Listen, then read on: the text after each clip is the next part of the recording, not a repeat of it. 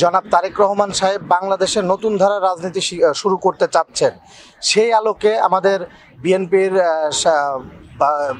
Chairperson, বাংলাদেশের সাবেক সফল প্রধানমন্ত্রী দেশনেত্রী বেগম খালেদা জিয়া এবং আমাদের ভারপ্রাপ্ত চেয়ারম্যান জনাব তারেক রহমানের সুস্থতা কামনা করে এবং গত 2024 সালের জুলাই আগস্ট গণ অভ্যুত্থানে যে সকল আমাদের ভাইরা জীবনের বুকের তাজা রক্ত ঢেলে দিয়ে জীবন দিয়েছে, যাদের জীবনের আত্মত্যাগের বিনিময়ে আজকে আমরা এই স্বাধীন রাষ্ট্র পেয়েছি, তাদের আত্মার মাগফিরাত কামনা করে এতিম শিশুদের নিয়ে আজকের এই দোয়া মাহফিলের আয়োজন করা হয়েছে।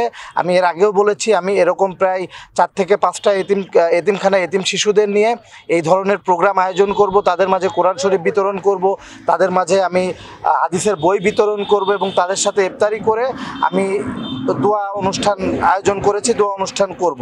মূলত আমাদের স্বাধীন বাংলাদেশে আমরা যাদের রক্তের বিনিময়ে, যাদের জীবনের আত্মত্যাগের বিনিময়ে আজকে স্বাধীন রাষ্ট্র পেয়েছি, তাদের প্রতি আমাদের ন্যূনতম কৃতজ্ঞতা বোধ আমাদের থাকাটা প্রয়োজন। এবং আমাদের বাংলাদেশের রাজনৈতিক প্রেক্ষাপট, আমাদের বর্তমানের বিএনপির ভারপ্রাপ্ত চেয়ারম্যান জনাব তারেক রহমান যেই দিকে নিয়ে যেতে চাচ্ছে, আমরা তরুণ সমাজ ঠিক সেই দিকে জনসাধারণের চিন্তা ভাবনার উপর ডিপেন্ডেবল হয়ে আমরা রাজনীতি করতে চাচ্ছি। এই জন্য আমি সাধারণ মানুষের মাঝে মিশে এতিম শিশুদের নিয়ে এই ধরনের প্রোগ্রামগুলো করে বেড়াচ্ছি।